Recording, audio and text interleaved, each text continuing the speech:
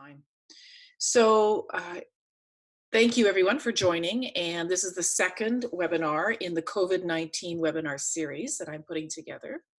What I'm going to do today is I am going to do a bit of a recap from Monday's session for a number of reasons. One being that there wasn't a reminder set out. There wasn't a reminder set out to the group. So I think some people that wanted to join on Monday were unable to join.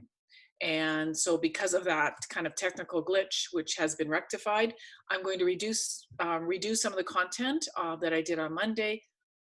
And I'm going to move into, fingers crossed, we have enough time for a beautiful experiential session where we'll do some breathing and we'll do a mindfulness technique. So without further ado, let me get started. So again, I'll just tell everyone who I am. If you don't know already, my name is Karen Spencer. I am the founder of a life coaching practice called It Can Be Different. This practice is focused on emotional regulation and emotional management. I have just recently trademarked my premier coaching methodology.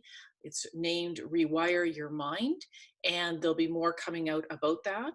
It is a combination of somatic techniques that are founded in neurolinguistics with mindfulness and mindset. And those three elements put together is my trademarked coaching package that I am just releasing and bringing out to market. So that's who I am. And let me talk a little bit about the intention of these webinars so that everyone knows they're in the right place at the right time. Very simply, the webinar's primary intention is to hold space for 30 minutes twice a week for all of us to get through COVID-19, what is happening to us emotionally around it, and to come together virtually and to really, like I say, hold space and allow for some attention to be put on to that experience. And I'll bring some highlights and some learnings and, like I say, some exercises to help process through that. We are also going to be exploring deeper learnings that are going to come up for us during COVID. Again, the process or the objective of this is to not just get through it. We want to get through it and get to a better place and get to a higher evolution of ourselves and of ourselves collectively. So that is one of the main intentions of these webinars, is to facilitate that. Also to reduce any anxiety or anxiousness that people are feeling about going through this experience and being out of control. There'll be a lot of attention given, and we'll be able to explore how we still are in control. Although we've been asked to stay home and restrict ourselves from interacting on a one-to-one basis physically with people, we still have control of many elements of our life. We still have control of our attitude. We still have control of our actions. And so by focusing on where and how we can gain control, that anxiousness will come down and we'll be able to rest and again, go through this in a much better state. And lastly, like I said, to release these emotions, once we've accepted them and have some learnings, is to release them and to let them go and to enjoy some experiences as to how to do that and how to do that gently and with respect for ourselves. So just a reminder that they are Mondays and Wednesdays, these webinars, in a live format. They will be put onto YouTube as well for replay. And they're Mondays and Wednesdays at 11 a.m. Eastern Standard Time for 30 minutes. Registration, you will always be sent a reminder at around 10 a.m. to register for the webinar. So you can just wait for that to pop into your inbox and then go and register, and then you'll be in and amongst all of us.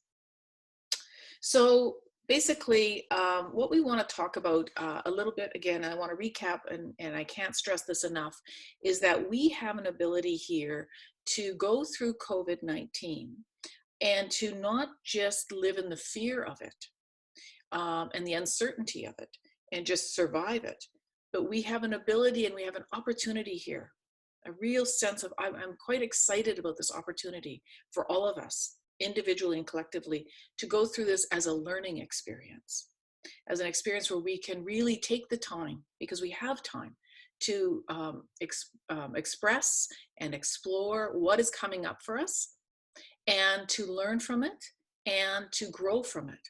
So I want to really emphasize that we want to go from fear, out of fear, into learning, and then into growth. And when we come out of this, we will come out of it, to come out of it as more expansive people, more compassionate people with ourselves, getting rid of some habits maybe or behaviors that we've wanted to get rid of, and introduce new habits and new behaviors into our lives, to express some negative emotions and get those processed so that we can live generally more in positivity. All of this is available to us during this time. And I want us to really take advantage of it so that we come out going, I did not just live COVID-19, I experienced it and I grew from it. So I was on a walk just the other day, and as I was walking through my neighborhood, and it was Monday night, and Tuesday is garbage day here in my neighborhood. Not only were the garbage and the recycling bins starting to show up on the curbside, but what I noticed was just so many people had obviously house cleaned. There were beds, couches, boxes of knickknacks that were at curbside for people to get rid of. So people are doing their house cleaning, and I think we've also heard that Home Depot and Canadian Tire and these types of establishments are having a hard time keeping up with home reno. A friend of mine, a neighbor actually, was wanting to paint their family room, and she said, we can't even buy paint because paint is out of supply because people are doing the housework that they wanted to get done for so long. They're actually putting time and attention on it. So what I'd like to express is that we also now have time to do that housework and our inner housework. So our inner housework also needs time and attention. And if we really look back and think about how we've managed our lives over the past and how we can just so quickly become busy with ourselves when something starts to bubble up. Just to, I will say we could add another gym class in because we don't want to deal with it. So I'll just get busy and I'll go to the gym one more time. Or maybe I'll just tune up that Netflix documentary or series and just do some binging on that because I don't want to deal with what's bubbling up. Or maybe I'll go have something to eat because I don't want to deal with what's bubbling up. This is a time for us to deal with what's bubbling up. So just like people are cleaning their homes and getting rid of garbage, we have a chance to deal with what's bubbling up.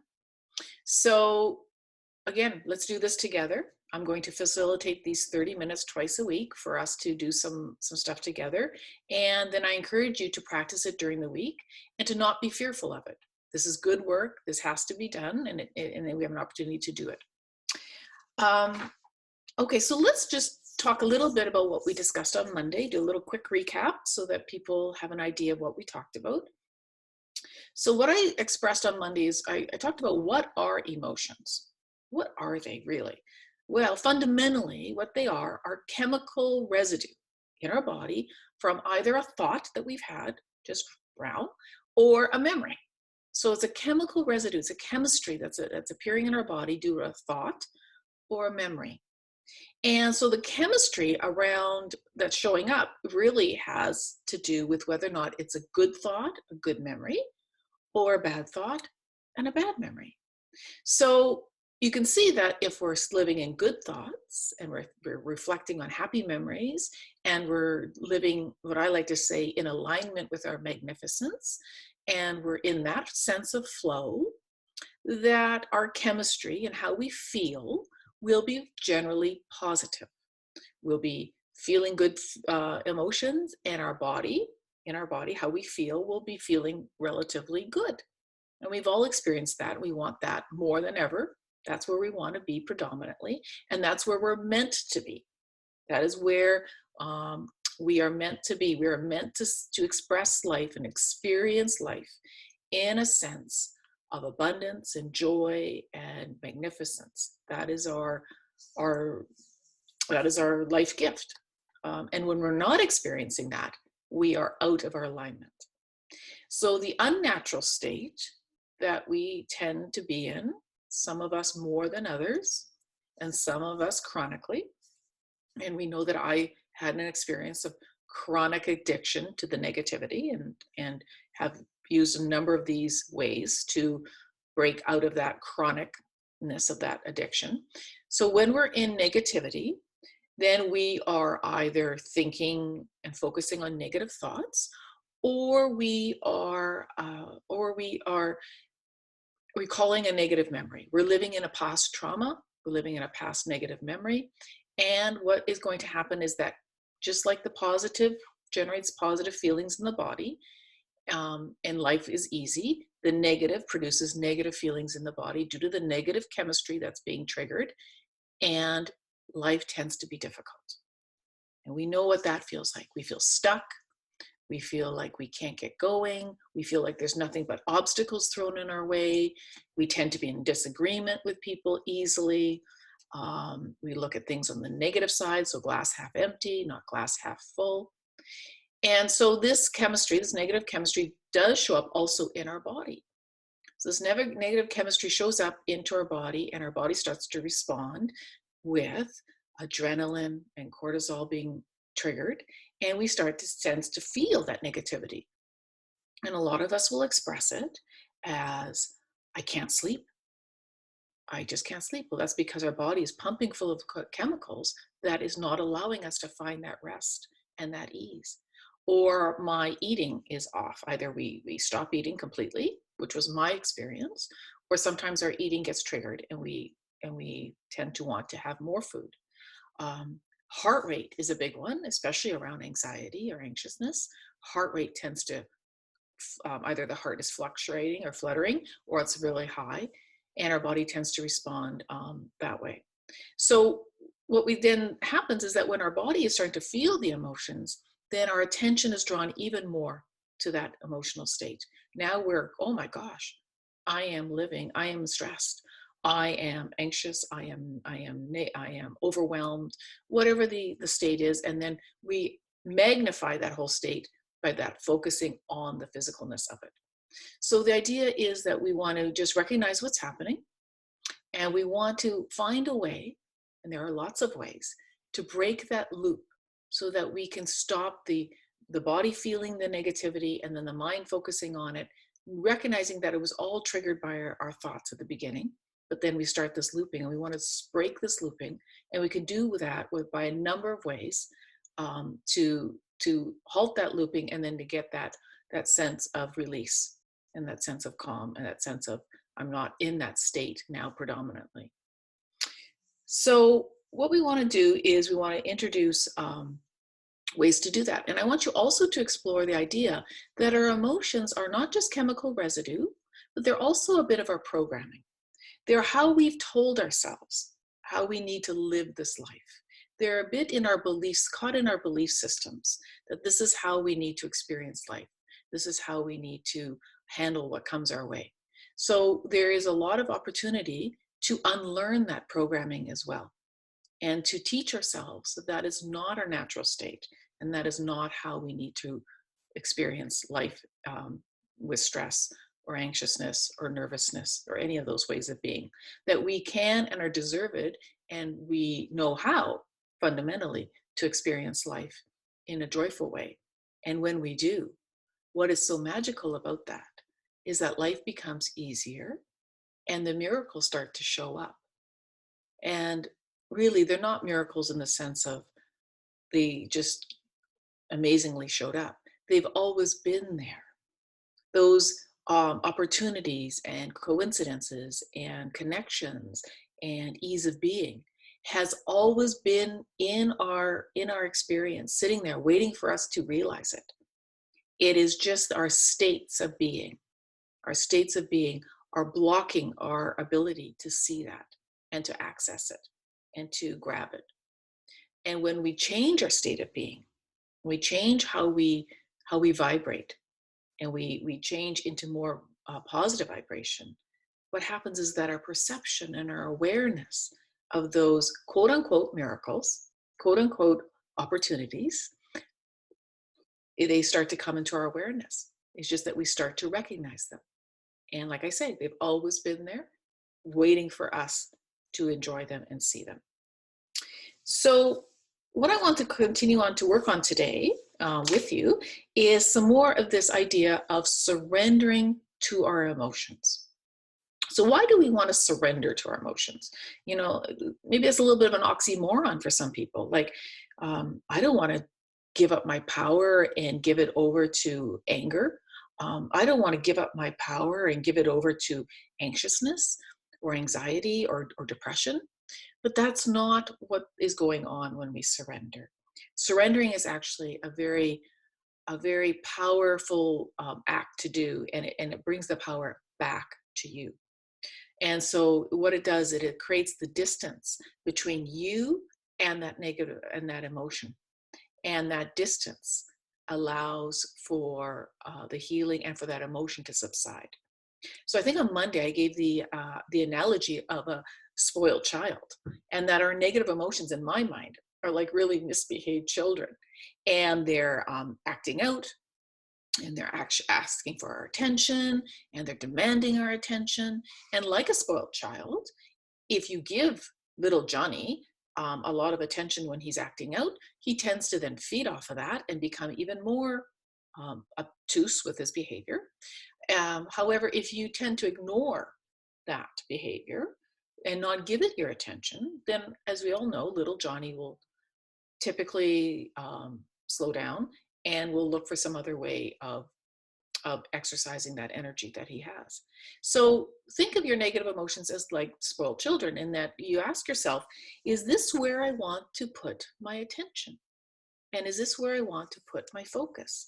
So there's a really good analogy or saying that I would like you to understand is where we put our attention is where we put our energy. And so if energy, and energy is a limited commodity, we don't have unlimited energy. We only have so many hours in the day. We only have so much energy in our bodies. So I'd like to start to explore considering your energy like you consider money. We all have, unfortunately, limited amounts of money. We don't have endless amounts of money, unless for somebody like Bill Gates, and I don't see Bill on the call today. So when you go to spend your money, I am sure that you make a conscious decision to spend it appropriately. You think, is this something that I want? And is this something that's going to give me joy or benefit? And if those things are there and it's affordable, of course, you purchase and you accept the service or the commodity that you just purchased. Well, the same thing with our energy. So we have to ask ourselves and really say, is this what I want? If I'm putting my energy all on fear, and I'm just focusing on fear and all the fear thoughts that could come up at this time, and how this all could go, and what if it all goes bad, and all the fear that one can certainly imagine around this experience. You got to ask yourself, I'm putting my attention on that, and is that the outcome that I want? So is that an outcome in two ways? Am I going to get the feelings that I want today to go through today with, and to experience my interactions that I'm having today, either virtually or whoever is in your home with you? Is that what I want? And what I'm imagining with all this fear, all the conjuring up that this fear brings, is that what I want as well? And I'm not going to step too far out of line if I say that both are probably not wanted. So then you have to ask yourself, am I spending my energy in the way that is benefiting me the most? So I would assume that, like your money, you wouldn't go spend your money on something you do not want or would not bring you joy. So like your energy, you have to sit back and say, is this giving me joy? Is this giving me what I want? And if it isn't, then there's great awareness, and we pull back and we say, okay, I'm going to not experience it that way. I'm not going to focus on that. I'm going to shift my focus onto something that I do want, and that is going to give me a state of being, which is where I want to primarily live my life, at least for today, at least for right now. So what we're going to do now is we're going to practice a little bit of surrendering, and I'm going to talk a little bit about two aspects of surrendering. There's the thinking part of surrendering, and then there's the emotional part of surrendering. So as we know, emotions don't just show up. There's a thought that has created that emotion. There's a thinking or remembering that's created that. So when we're going to say, look, I'm in a state that I just don't want to experience any longer, then we have to sit down and really think, first of all, is what is my thinking that's going on right now? And is this thinking something that I want to perpetuate? So what I always like my clients to do is I encourage them to find what I call the common sense chair in their home. And the common sense chair is kind of like the same thing as, when your mother used to send you to your corner when you were being misbehaved, or at least my mother did. So the common sense chair is kind of like you sending yourself to the corner and saying, okay, sit yourself down in this chair. And what I like to tell my clients is really find that chair in your home, because that is your anchor. That is when when you're in that chair, you're having a little bit of a discussion with yourself. So you sit yourself down in this common sense chair, and you first of all explore, what is it exactly that I'm thinking about? What am I exactly focusing on? And then you ask yourself, the first question is, do I know this to be factual? Do I know what I'm thinking about to be factual? And I'll bet you, as my father used to say, $10 to a donut, or whatever that saying was, I'll bet you it isn't factual. It is probably, if you really were to look at it, it is based on imagination. It's based on a future thought. It's based on, some what if scenarios, that what if this happens, and then what if this happens, and what if this happens. And all of that is based on unknowns. And so if you really were to ask yourself, is this based on facts? You would have to say no. And so what do I factually know? What you factually know is what is happening today for you right now. And really, in the present moment, the fact is, at the present moment, that we are all safe and we are all fine and we are all good at this exact moment in time. And so we tend to say, I'm just going to deal with facts. I'm going to focus only on facts, and I'm going to bring myself back to this present moment. And then you ask yourself again while you sit in that common sense chair, okay, stop dealing with imagination, get back to facts. And is this, am I spending my time and energy on focusing on something that I don't want? Because if we get what we think about, and ultimately we do individually and we do collectively. If we get what we think about, what we focus on, that's how we experience the world, is based on our primary focus. Then I am focusing on an experience that I don't want to have. And isn't that really a little bit of an insane way of living life? When you really to ask yourself, that is really just crazy making, because if we don't want it, then why are we focusing on it? So we go back and we say, okay, then I'm going to stop that. I'm going to stop experiencing that and thinking about that. And I'm going to bring myself again right back to this beautiful present moment and just deal with what I know, which is I am fine, I am good, I am centered, and I'm going to just experience life from this beautiful present, ever generous present moment. So while you're there and you've kind of dissected your thinking and recenter it back to the now, then we want to say, okay, I'm going to surrender. I'm going to surrender to this experience. I'm going to let it go. And what I talked a little bit on Monday is how to, first of all, get into the imagination of surrendering. And one of my favorite ways is when, the letting go of the steering wheel. I imagine myself in my car driving, and I just let go of the steering wheel. And the whole feeling of freedom and trust that the car will just continue driving forward and be good and be safe. Some people like to imagine free falling, and the parachute opening up and just experiencing that beautiful free fall back to the safety of Earth. Some people like to imagine floating on a lake and just allowing the currents to gently and pleasantly drift them in and out of safety, or in and out of the waves, and always keeping them safe. So you go into a general imagination in your body of what it feels like to just let go. Just let go. And then we get into our breathing. And what we want to do is we want to redirect our attention back to our breathing. And why our breathing? Because that brings us right back to the present moment. So we want to then bring our attention right back to the present moment. Focusing on our breath is a great way of doing it. It's one of many ways. It's the way we're going to talk about today. And we want to focus. So on Monday, we talked about the 6 the 6-second breathing, where it's, breathe in for hold of six, for the count of 6, hold for the count of 6, breathe out for the count of 6, and do that 6 times. And today, what I want to do is walk you through a mindfulness technique. It's going to take about 5 minutes, and we're doing good because we're about 4 minutes left. And I just want you to experience this. So wherever you are, I would like you now just to become physically still. Wherever you are, either you're lying down or sitting down or standing. And I want you now to close your eyes and just relax. Just feel that sensation of relaxing. And choose a posture where you're going to be most comfortable. Good. And bring your awareness to whatever is going on for you right now. And give your body the weight. Give your body the weight of it and give it up to gravity. Feel yourself giving your weight up to gravity. And allow your weight to sink into the point of contact between your body and the floor, whether it be the chair or the bed or your feet.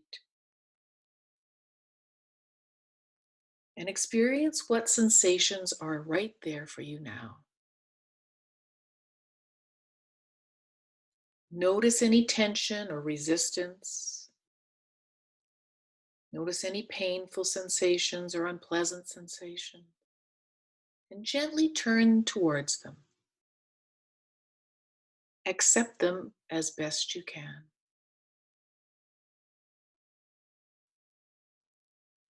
If you begin to tense around the breath, then let go a little bit more with each out-breath. And soften into the gravity and notice any thoughts or images as they arise and pass through your mind.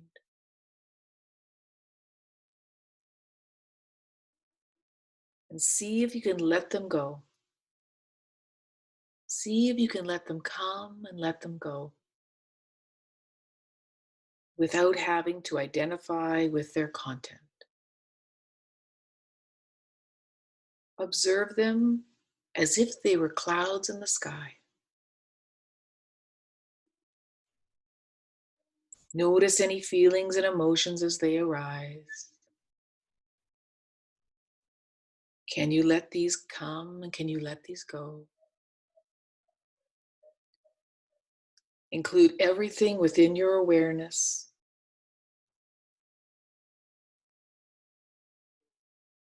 And now allow your awareness to gather around the experience of your breath deep in the body.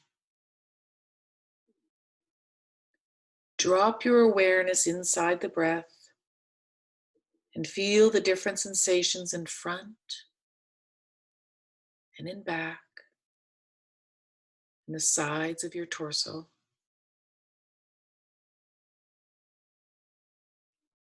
Can you feel your awareness within the flow and the movement of your breath?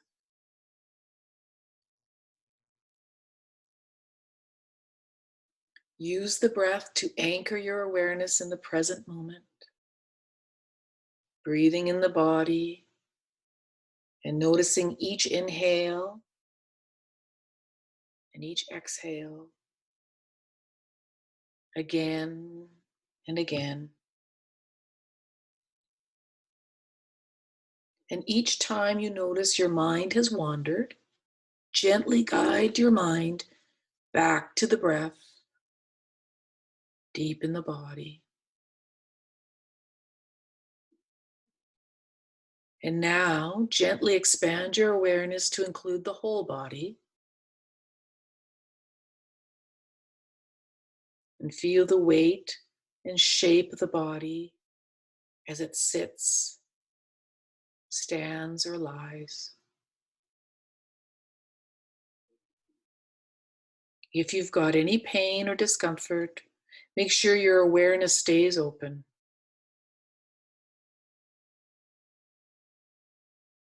Cultivate acceptance or acknowledgement for all of your experience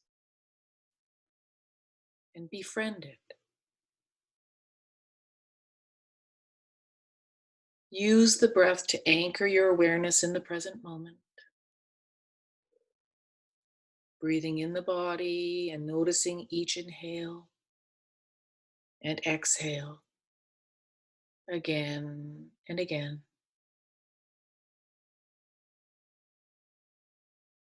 And notice how you always have access to your breath for relaxation and release.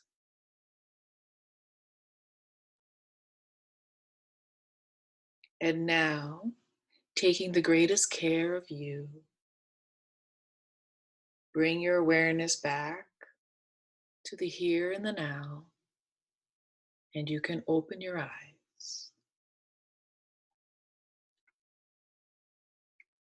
All right. So that was a 5-minute mindfulness technique that brought along clarity and calmness. It is adapted from mindfulnessexercises.com. I've adapted it from that source, and I will be making it available on my website in the near future. So watch for that. So that's it for today.